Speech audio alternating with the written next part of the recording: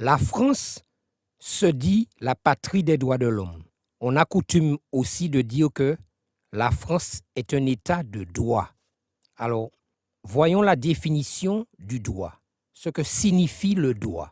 Le droit est défini comme l'ensemble des règles qui régissent la conduite de l'homme en société, les rapports sociaux, ou de façon plus complète, l'ensemble des règles imposées aux membres d'une société pour que leurs rapports sociaux échappent à l'arbitraire et à la violence des individus et soient conformes à l'éthique dominante. N'oublions pas non plus que la loi doit être l'expression de la volonté générale. Dans le débat du 20 avril 2022 relatif à l'élection présidentielle, particulièrement le second tour, le président sortant Emmanuel Macron met en avant la problématique du voile de la laïcité et vient faire croire aux gens que pendant 5 ans, il a lu la Constitution, il a lu l'ensemble des règles que la nation française s'est fixées à elle-même, mais Marine Le Pen elle-même en face n'a pas été en capacité de démonter cette argumentation parce que force est de constater que Emmanuel Macron, pendant 5 ans, a justement piétiné, violé, bafoué les règles fondamentales qui, justement, doivent être strictement respectées dans le bloc constitutionnel. Le principe d'égalité fait que si vous rentrez dans cette logique, Madame Le Pen, vous interdirez tous les signes religieux dans l'espace public et pas simplement le foulard. Alors, le principe d'égalité, justement, parlons-en du principe d'égalité dans l'espace public, parce que l'espace public, c'est aussi la gestion de l'État s'agissant des 50 pas géométriques, c'est-à-dire la zone dite des 50 pas, où on se rappelle, on n'a pas oublié comment l'État français a géré et continue de gérer cette fameuse zone dite des 50 pas, notamment. On se rappelle de ce qui s'est passé à Font-Larion, à Sainte-Luce, en Martinique. On sait comment la maison de M. Nomis a été écrasée au François sur le DPM, alors même que d'autres communautés sont installés sur la zone dite des 50 pas et sur le DPM, mais ces gens-là sont protégés, donc 2 poids, 2 mesures, et on nous parle de principe d'égalité. Vous n'avez pas lu ma loi. Non, mais j'ai lu la Constitution française, vous m'excuserez de cela, et les lois que vous prendrez. Alors, la problématique du voile et de la laïcité, en fait, c'est une diversion. C'est une diversion pour que le plus grand nombre de personnes soit éloigné du vrai problème. Le vrai problème, c'est quoi? Le vrai problème, c'est que pendant ces 5 dernières années, justement, Emmanuel Macron, président de la République, il n'avait pas seulement à lire la Constitution. Ce n'est pas ça seulement qu'il avait à faire. Il dit, j'ai lu la Constitution. Il avait le devoir de respecter et faire respecter cette même Constitution, c'est-à-dire ce bloc de constitutionnalité. Et ce, au titre de l'article 5 du corps même de la Constitution de 1958.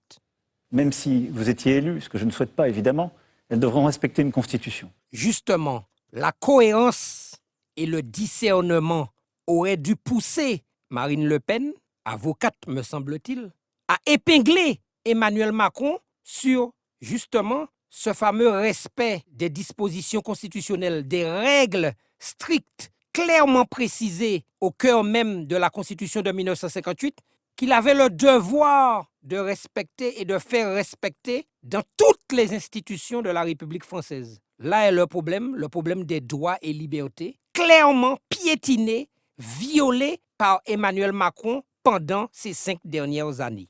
Bon. Et donc notre Constitution, nos textes fondamentaux, c'est cela. Emmanuel Macron parle des textes fondamentaux, des droits fondamentaux. En fait, Emmanuel Macron, s'il a bien lu sa propre constitution, il ne peut ignorer l'article 2, justement, puisque l'article 2 de la Déclaration des droits de l'homme dit clairement que le but de toute association politique, donc la République en marche est une association politique, donc le but de toute association politique est la conservation des droits naturels et imprescriptibles de l'homme. Que ces droits sont 1. La liberté, 2. La propriété, 3. La sûreté, 4. La résistance à l'oppression. Alors, en fait, on est en droit de se poser des questions. A-t-il vraiment lu la Constitution? Ou alors, il n'a pas compris les droits de l'homme, lui qui donne des leçons de démocratie un peu partout à travers le monde et notamment en Ukraine? C'est la laïcité. La laïcité, c'est un principe de liberté. Et donc, à l'école, il n'y a pas de voile. Parce qu'on forme des consciences. Il n'y a aucun signe religieux, d'ailleurs. Ce n'est pas que le foulard. tous les signes religieux sont proscrits puisqu'on forme des consciences, des citoyens en devenir. Alors, il dit, on forme des citoyens en devenir. Cette notion de citoyenneté, justement, là encore, la manipulation. Nous sommes avant tout des personnes humaines. Lorsqu'on parle de citoyenneté, il convient de faire référence à cette notion de droit et de devoir. D'ailleurs, il y a la charte des droits et des devoirs que l'on peut consulter sur le site du ministère de l'Intérieur. La notion de citoyenneté, c'est quelque chose de précis, mais il convient de mettre en avant les droits humains. À ce titre, l'article 16 de la Déclaration des droits de l'homme, là encore, s'il avait lu sa propre constitution, donc son bloc de constitutionnalité, Emmanuel Macron saurait que l'article 16 précise et stipule que toute société dans laquelle la garantie des droits n'est pas assurée n'a point de constitution. Donc s'il n'y a pas de constitution, il n'y a pas de république, donc on ne peut pas parler de citoyenneté. Et c'est bien de cela qu'on parle, la notion de droit.